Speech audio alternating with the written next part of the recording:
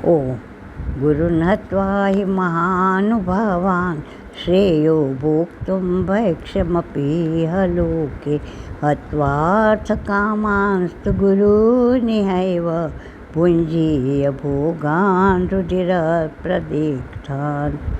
क्योंकि महाप्रतापी गुरुजनों को हने बिना, मारे बिना मैं तो भीख मांग कर इस लोक में खाना कल्याणकारक समझ रहा हूँ, परंतु गुरुजनों को मार के इस लोक में उनके खून से ग्रसित हुए, दूषित हुए ऐसे अर्थ और काम रूप भोग मैं नहीं भोगतना चाहता। तो इसके पीछे इसका मोह ही है।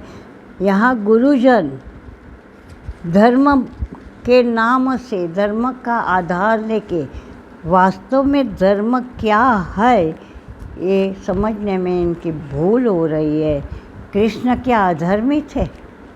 कृष्ण ने बहुत जगह दिखाई देने वाले और शास्त्रों के हिसाब से, हमारी मान्यता के हिसाब से धर्म विरुद्ध कर्म करते दिखाई दिए।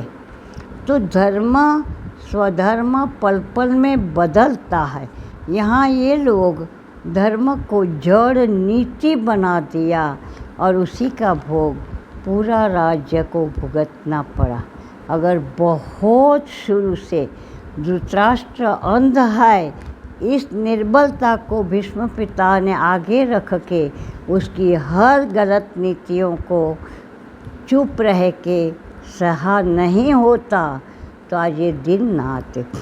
और आ भी गए तो अब जब अति हो रहा तब भीष्म पिता की सामर्थ्य इतनी थी कि पूरे कुरुवंशी अगर वे विरोध में हो जाते तो किसी की हिम्मत नहीं थी कि युद्ध का ऐलान कर सके।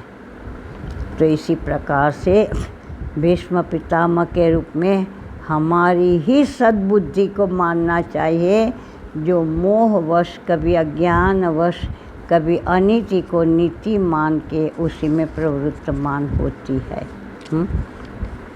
और गुरु द्रोण में इतना सामर्थ्य था कि सारी सेना उसके आगे कुछ नहीं, धूल चाटी कर सकते थे वो। परंतु नीति धर्म जिसका अन्न खाया है, मैं उसके सामने कैसे खड़ा हूँ, पांडवों के पक्ष में कैसे जा सकता हूँ।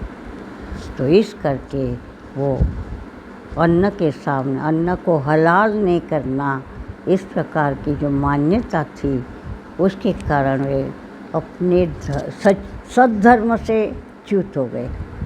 हरि ओम।